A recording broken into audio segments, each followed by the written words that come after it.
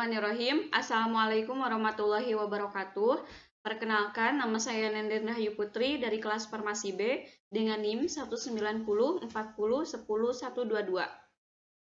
Di sini saya akan menjelaskan tentang jurnal pengaruh amonium atau NH4+ dan nitrat atau NO3- terhadap pertumbuhan dan kandungan minyak atsiri tanaman kemangi atau dengan nama lain Ocimum basilicum dengan sistem hidroponik.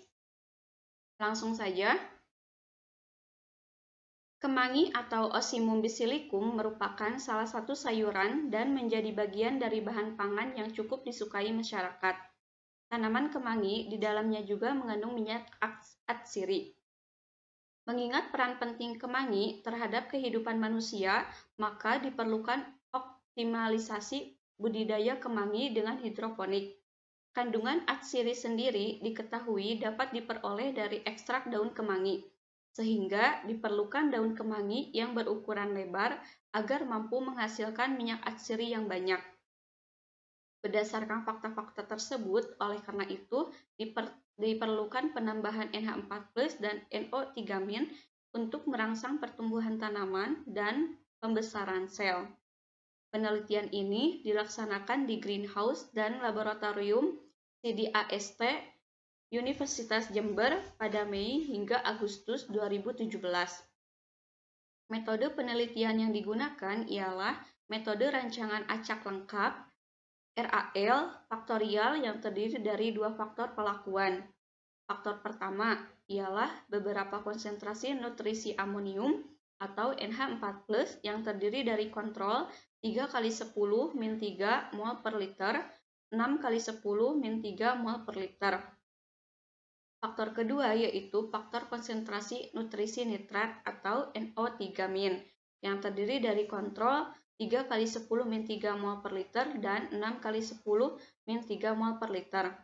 Hasil penelitian menunjukkan bahwa penambahan NH4+ dan NO3- berpengaruh terhadap pertumbuhan dan kandungan minyak atsiri kemangi.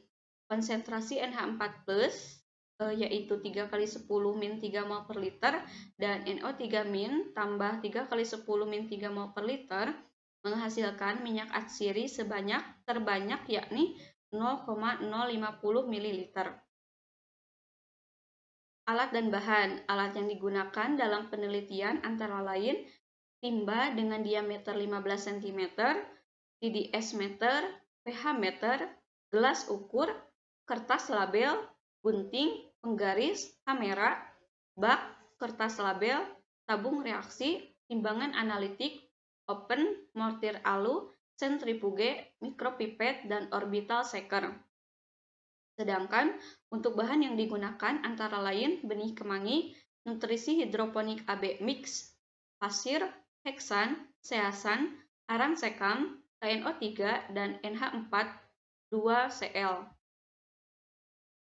Untuk prosedurnya yaitu penelitian menggunakan rancangan acak lengkap atau RAL faktorial dengan 3 ulangan.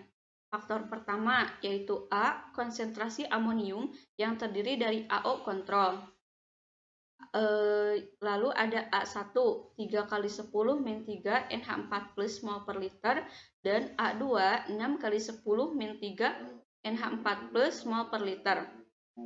Faktor kedua, konsentrasi nitrat yang terdiri dari BO kontrol B1, 3x10 - 3 NO3- mol per liter dan B2, 6x10 - 3 NO3- mol per liter. Penambahan amonium dan nitrat dilakukan seminggu sekali dengan menggunakan NH4,2Cl untuk sumber amonium dan KNO3 untuk sumber nitrat. Pembibitan tanaman kemangi atau dikenal dengan Ocimum basilicum ini dilakukan dengan menyemaikan benih pada media pasir berbanding arang sekam dengan perbandingan 2:1 dengan menjaga kelembaban media yang baik. Setelah 14 hari atau memiliki 4-5 helai daun bibit dapat dipindahkan. Penanaman sistem hidroponik yang digunakan dalam penelitian ini adalah hidroponik rakit apung. Tempat penanaman penggunaan timba diameter 15 cm, dan tanaman kemangi diletakkan pengapung di atas styrofoam berbentuk lingkaran, sehingga akar dapat mengapung di atas larutan nutrisi. Satu timba berisi 2 tanaman kemangi. Styrofoam tersebut diberi 3 lubang, yakni 2 lubang untuk peletakan net pot tanaman dan 1 lubang untuk letak selang. Sistem ini menggunakan aerator yang diparalel menggunakan selang dengan tujuan agar akar tanaman mendapatkan suplai nitrogen yang cukup. Untuk variabel percobaan meliputi yang pertama, jumlah daun. Dilakukan saat 50 Hessen. Hal ini dilakukan pada daun yang sudah terbuka sempurna. Yang kedua, luas daun. Dilakukan setelah pemanenan 50 Hessen. Pengukurannya terdiri dengan metode gravimetri, yakni menggambar pola daun pada kertas, menggunting cetakan pola daun tersebut, dan menimbangnya pada timbangan analitik. Pemotongan kertas ukuran 10 x 10 cm dan menimbangnya juga pada timbangan analitik.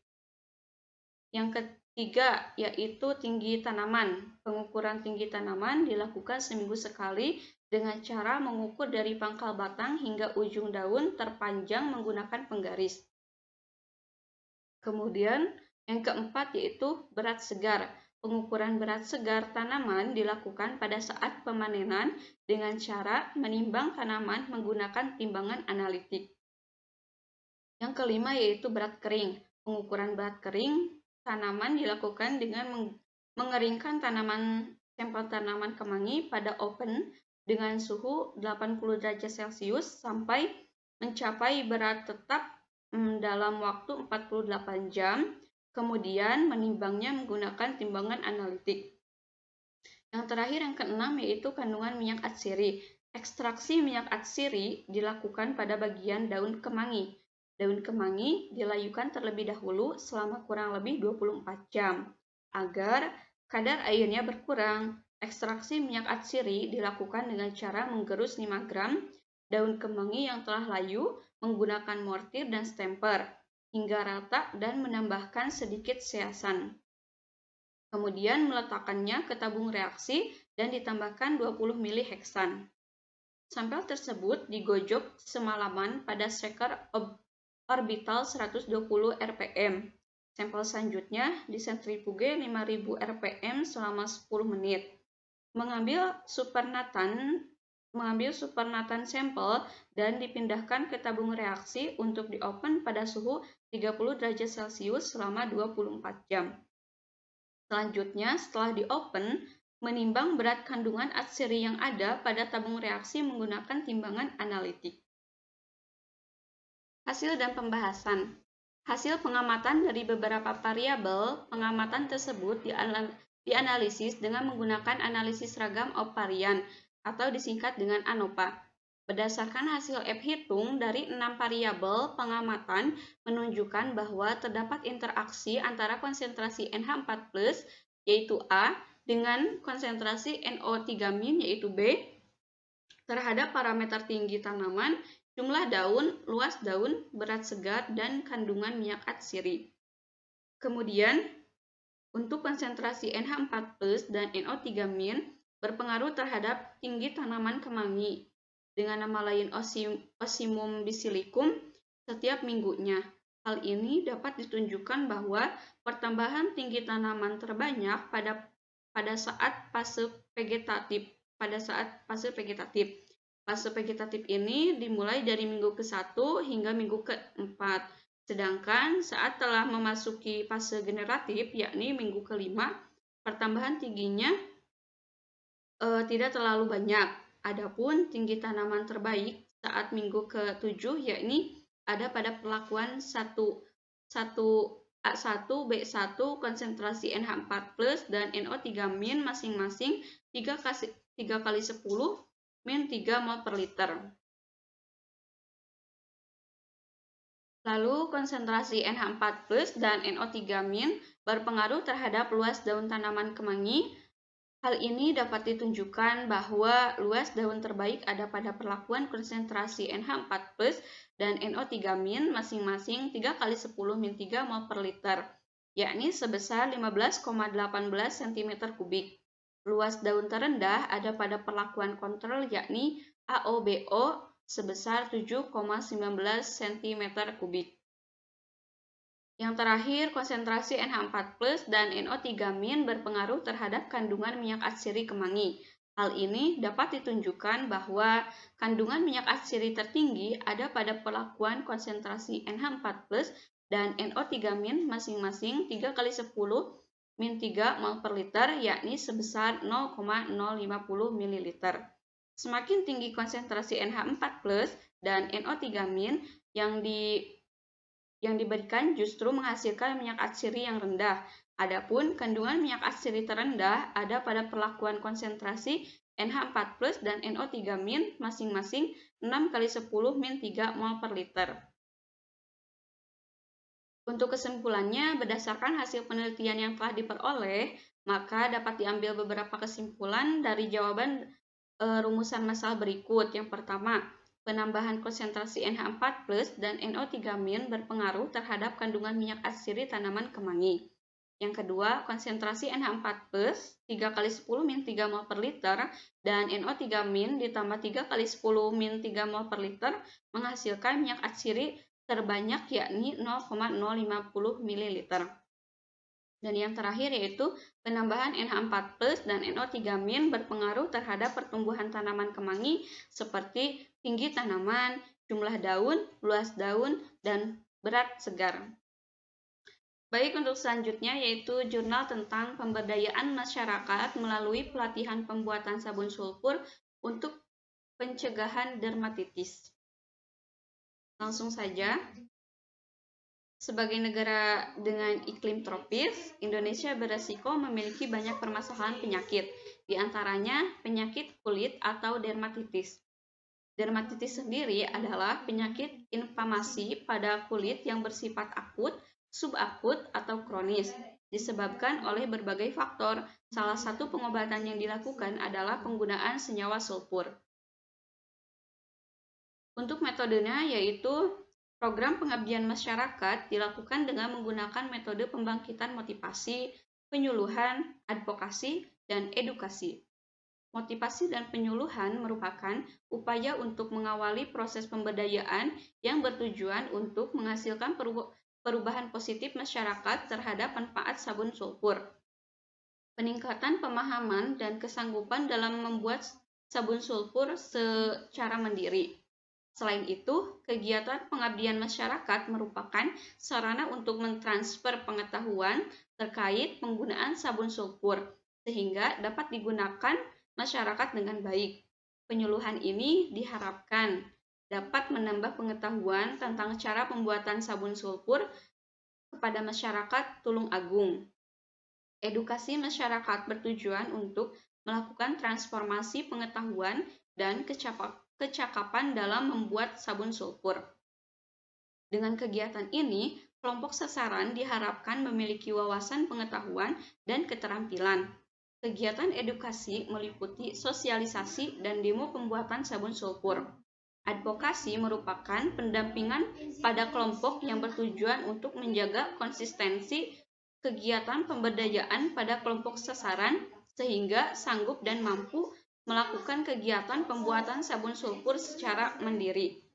Program pengabdian masyarakat tentang pembuatan sabun sulfur dilakukan pada program kemitraan masyarakat di Kabupaten Tulung Agung, Jawa Timur pada tanggal 20–21 Juli 2019.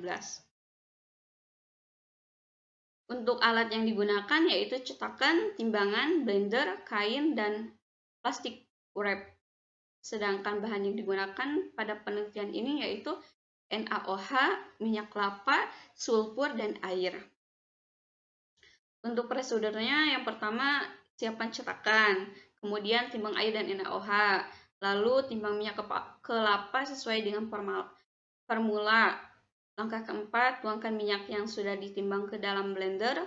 Yang kelima, tuangkan larutan NaOH ke dalam minyak.